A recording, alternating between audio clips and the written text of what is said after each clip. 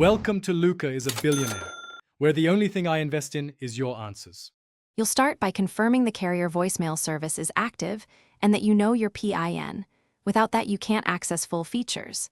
Next, open the phone app and go to the dialer or tap the three-dot menu to find voicemail settings. Once done, grant any required permissions for calls and storage so recordings and greetings can save. Make sure data or Wi-Fi is available if your carrier uses visual voicemail. Now you're set to configure the greeting and recording options. You'll access voicemail settings and tap greeting or record greeting. That prepares the app to accept audio. Choose custom to make a personal message versus default, then press record and speak clearly, keeping it concise. Explain who you are and when you'll return calls. Once recorded, preview the greeting immediately and save if it sounds correct. If background noise or pacing is off, re-record until it's professional. Make sure the saved greeting shows as active before moving on to voicemail testing. You must test by calling your number from another device and leaving a short message.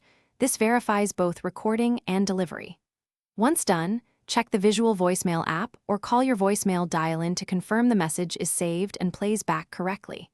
If you don't see or hear the test message, make sure your PIN is correct, the carrier voicemail is enabled, network signal is adequate, and the app has call and storage permissions.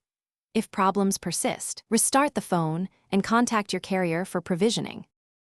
Thanks for watching and please subscribe. It's the best investment you'll ever make.